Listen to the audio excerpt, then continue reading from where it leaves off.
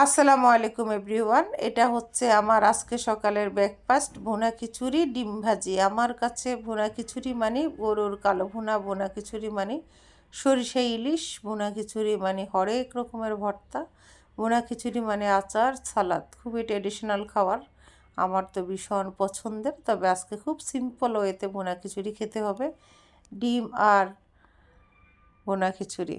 জীবন যখন যেমন, আসলে জীবনটা জানি কেমন।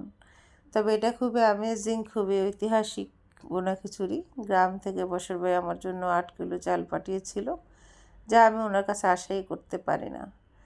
মাঝে মধ্যে ভাবি, এত ভালোবাসা পাওয়ার যোগ্য কি আমি? উত্তর খুঁজে পাই না। তাই সামান্য থ্যাংক ইউ জানিয়ে ওনাকে আমি ছোট করতে চাই না। ধন্য এই ভালোবাসায়, ধন্য এই আন্তরিকতায়। যেমন গতকাল ডেন্টালের ডাক্তার আমার জন্য একটা ব্রাশ পাঠিয়েছে, দাঁত ব্রাশ। তখন আমার মেয়েকে বলছে, এটা সুন্দরী আন্টিকে দিও। আমার মেয়ে বলতেছে, সুন্দরী আন্টিকে? তখন বলতেছে, তুমি কি আমার আন্টি? বলছে, না স্যার। তো আন্টি তো একটাই। তো এসব মানুষদেরকে আসলে ভোলা যায় না।